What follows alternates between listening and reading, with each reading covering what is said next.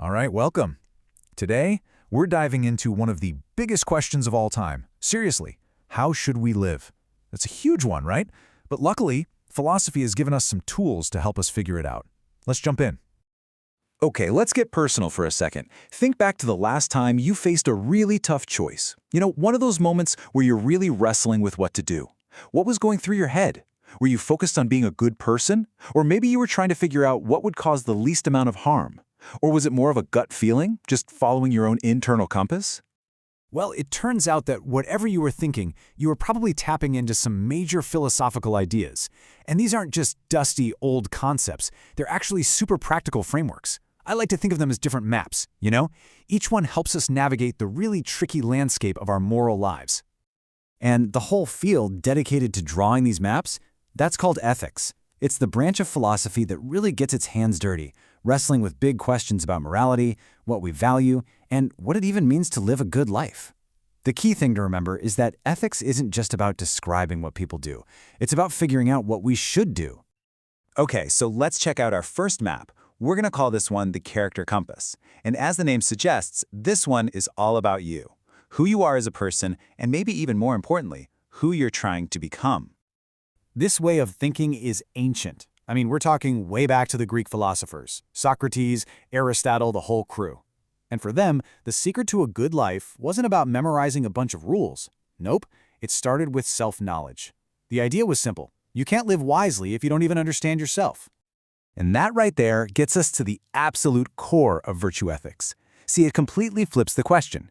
Instead of asking, what's the right thing to do in this situation, a virtue ethicist asks, what would a truly good or virtuous person do? The spotlight moves away from the action itself and shines directly on the character of the person doing the action. So, okay, how does this actually work? Well, according to Aristotle, our ultimate goal is happiness, and not just fleeting fun, but a deep, lasting fulfillment. And the way we get there is by developing virtues, things like courage, honesty, kindness. But here's the catch. You can't just flip a switch and become virtuous. It's something you build day by day through your habits. A really cool idea here is what's called the golden mean. Virtue is all about finding the sweet spot between two extremes. Take courage, for example. It's the balance between being a coward on one side and being totally reckless on the other. It's about finding that perfect middle ground. All right, let's switch gears and look at our second map. In this one, it takes a completely different road. If virtue ethics is our character compass, think of this next one as the outcome calculator. It's all about the numbers. So welcome to the world of utilitarianism. It's a type of consequentialist theory, which is just a fancy way of saying that the consequences, or the results, are the only things that matter. An action is judged purely by its outcome. The big idea is this: the right thing to do is whatever creates the greatest amount of good for the greatest number of people. Maximize happiness, minimize suffering. Simple as that. Now, to really wrap our heads around this, we've got to talk about one of the most famous and probably most debated thought experiments in all of philosophy. Okay, here's the scene. A trolley is barreling down the tracks, completely out of control. Up ahead, there are 5 workers on the track, and they have no idea what's coming. You're standing right next to a lever. If you pull that lever, you can switch the trolley to a different track, saving those 5 people. But there's a catch, of course. There is one person working on that other track.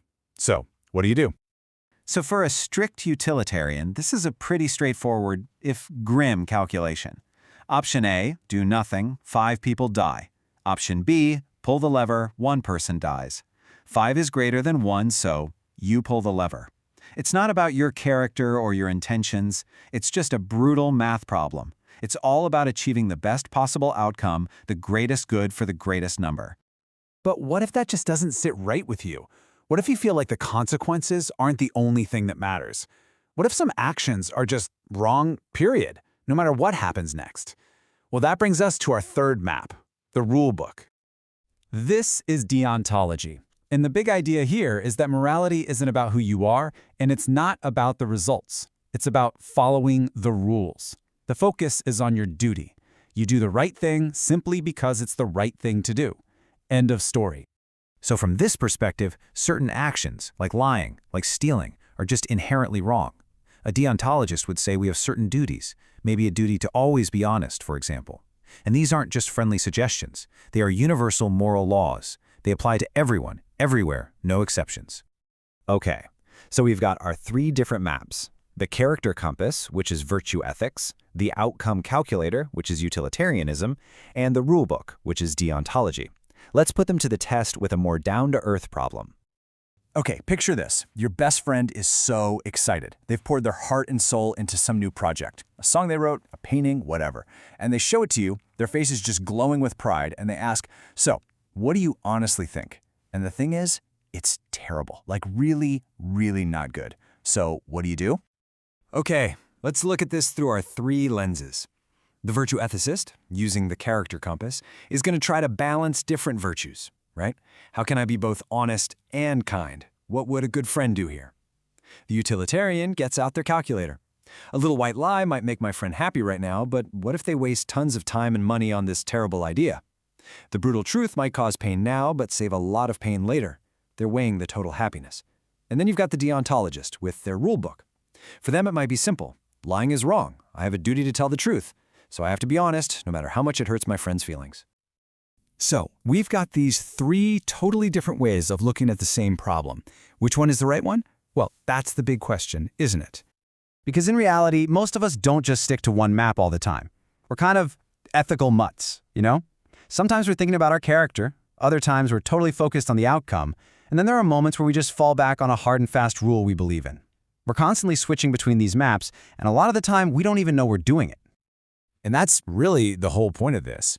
Learning about these frameworks isn't about finding some magic formula that gives you all the answers. It's about adding tools to your mental toolkit. It gives you better questions to ask yourself and a much clearer way to think through these really messy human problems. So, look, the goal isn't to pick one of these maps and declare it the winner. The goal is to know that you have them, to understand how each one works, and to be able to consciously pull one out when you're standing at a moral crossroads.